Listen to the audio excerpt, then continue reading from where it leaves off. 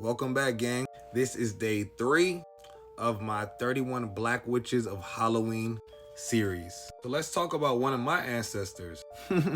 Yes, I come from her direct line. We'll talk about that in another video. This is Tituba, the first witch of Salem. If you ever heard about Salem witch trials, you should have heard of her name. But what you guys may not know is her story been twisted for centuries. Some history books claim that she was Arawak, but that's not true.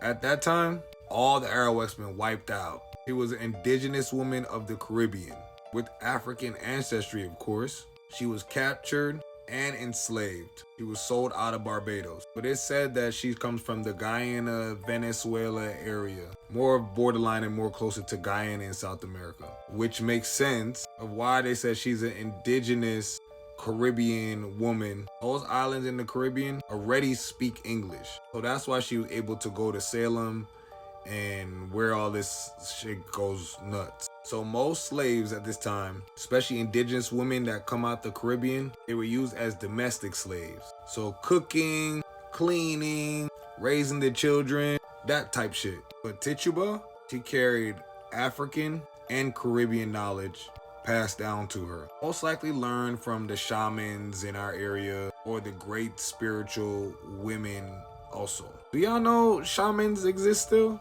Yes, they're still teaching. They still follow a path and they have many spiritual practices. Some of them more normal today, but back then it definitely looked crazy to people. It probably scared them. Her enslavers knew where she came from and knew exactly what she was. They definitely exploited her and used her. When Abigail and them other girls all was convulsing, crying, and lying and doing all that shit they was doing, they knew exactly what they was doing. They was definitely trying to set her up. So allegedly, when she was arrested, she gave a confession. But it wasn't what people think.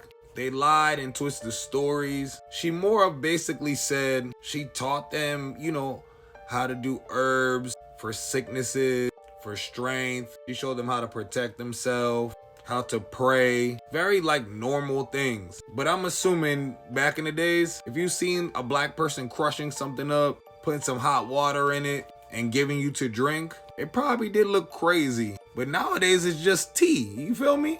So yeah, they lied and twisted that story so she can sound and look a little bit more crazy and demonic, which she was far from that. She never signed her soul to no devil. She never made no pact. Cap.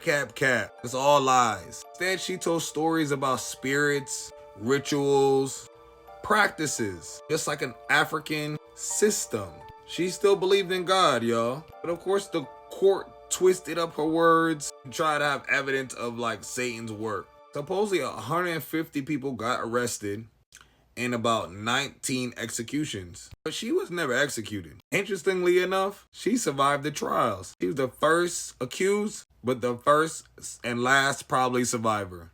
Here's what's interesting. After months in prison, a Caucasian man came and bailed her out. And I'm shocked. Y'all telling me in the 1600s, a white man bails out a black woman and y'all let them go scot-free?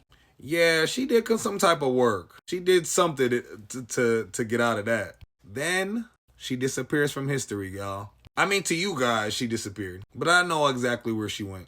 She continued her life, her family, and her work. And this is another woman. You guys really don't know what she looks like. So just easy for her to go undetected and just continue to live her life. Very much like Marie Laveau. No records of her death.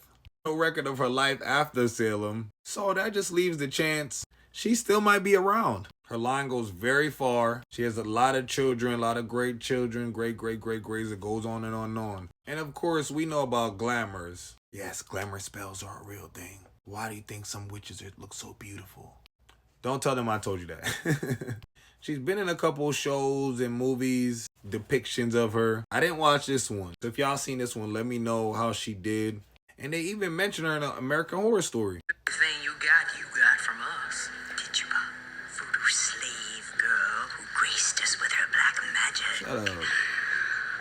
She couldn't tell a love potion from a recipe for chocolate chip cookies if she had to read it. You made her a slave. Exactly. Before that, she came from a great tribe, the Arawak. She learned the secrets of the other side from a 2,000-year-old line of shamans, necromancy.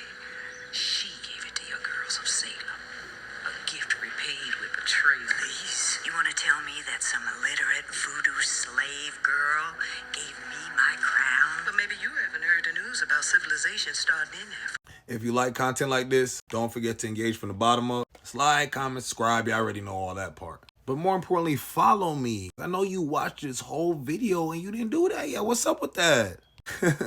Come on, trying to keep this series going. And as always, guys, this only for entertainment purposes only. This is all allegedly and hypothetically speaking. I love you guys. I appreciate you guys.